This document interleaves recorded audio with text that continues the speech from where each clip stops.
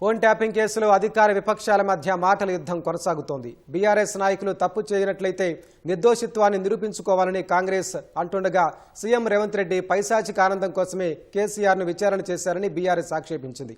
Phone tapping కేసులో తప్పు చేసిన వారు ఎంతటి వారైనా భవిష్యత్తులో జైలుకి వెళ్లాల్సిందేనని బీజేపీ స్పష్టం చేసింది. ఫోన్ ట్యాపింగ్ కేసులో సిట్ విచారణ కొనసాగుతుండగా నిన్న కేసీఆర్ విచారణతో అధికార విపక్షాల మధ్య మాటల యుద్ధం రాజుకుంది. బీఆర్ఎస్ నేతలు అక్రమంగా ఫోన్ ట్యాపింగ్ చేయనట్లయితే సిట్ విచారణలో నిర్దోషిత్వాన్ని నిరూపించుకోవాలని మంత్రి పొన్నం ప్రభాకర్ కోరారు. ఇందులో కక్ష సాధింపు, కుట్రపూరితమైన అంశాలేవీ లేవన్నారు. అధికారాన్ని అడ్డుపెట్టుకుని ప్రజలు, అధికారులు, రాజకీయ నాయకుల ఫోన్ ట్యాపింగ్ చేయడం నీచమైన చర్యగా అభివర్ణించారు. అధికారంలో ఉన్న 10 ఏళ్లు మ్యాపింగ్, ట్యాపింగ్, లూటింగ్లు తప్ప బీఆర్ఎస్ నేతలు ఏం చేశారని ఎమ్మెల్సీ బల్మూరి వెంకట్ ప్రశ్నించారు. గతంలో ఫోన్ ట్యాపింగ్ కేసును డొల్లా అన్న కేటీఆర్ ఇప్పుడెందుకు రోడ్ల మీదకొచ్చి లొల్లి చేస్తున్నారని బల్మూరి వెంకట్ ప్రశ్నించారు. దర్యాప్తు సంస్థల విచారణను సైతం రాజకీయ లబ్ధి కోసం వాడుకోవడం బీఆర్ఎస్కే చెల్లిందని ఎద్దేవా చేశారు.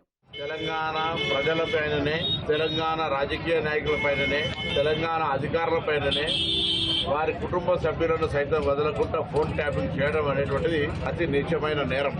అందుకు సంబంధించిన విచారణలో భాగంగా పిలిస్తే దాన్ని రాద్ధాంతం చేస్తూ రాజకీయపరమైన లబ్ధి పొందే ప్రయత్నం చేస్తా ఉన్నారు. విచారణ జరిగితే అంత బాధపడితే మీరు కొందరి జీవితాల్లో అది రాజకీయంగా, ఆర్థికంగా, వ్యాపారకంగా వాళ్ళ సొంత ఏ రక్షణ స్వీకరించే ఉంటుందో వాటిలోకి దొంగి చూసి డాటాను, ఆ సమాచారాన్ని దొంగిలించినటువంటి వ్యక్తులు వాటి తప్పకుండా చట్టం తరపత్రం చేసుకోబోతుంది. ఇలా కక్ష సాధింపు చర్య గాని, కుట్రపూరితం గాని ఏమీ లేవు.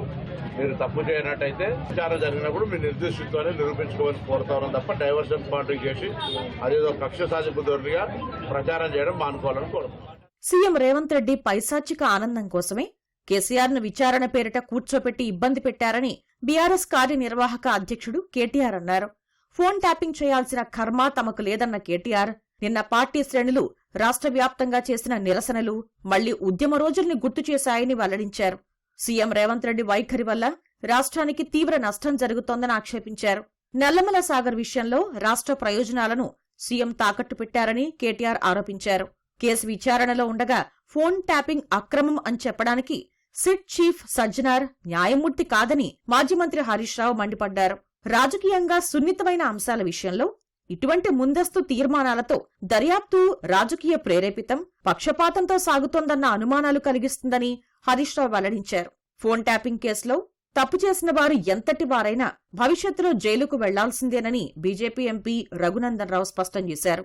తప్పు చేసిన వాడు తనయుడైనా సరే శిక్ష నుంచి తప్పించుకోలేరని జూన్ 2014లో కేసీఆర్ శాసనసభలో మాట్లాడిన మాటలను రఘునందన్ రావు గుర్తు చేశారు. సిట్ ఏం చేసింది, సిట్ ఇన్వెస్టిగేషన్ లో ఏం మాట్లాడారు అది పోలీస్ అధికారులు చెప్తారు, మీకు చెప్తారు, రేపు కోర్టుకు చెప్తారు అని అనుకుంటున్నాం.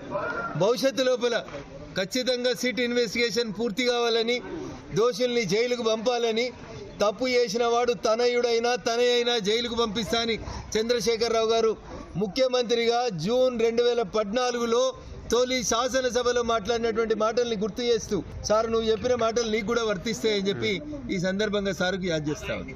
ఫోన్ ట్యాపింగ్ కేసులో తనను విచారణకు పిలిస్తే తప్పకుండా వెళ్లి వాంగ్మూలం ఇస్తానని జాగృతి అధ్యక్షురాలు కవిత స్పష్టం చేశారు. కేసీఆర్ను విచారణకు పిలవడాన్ని తప్పుపడుతూ కేటీఆర్ మాట్లాడటాన్ని ఖండించిన ఆమె సిట్ విచారణలో ఏం జరిగిందో కేసీఆర్ చెబితే బాగుంటుందని తెలిపారు.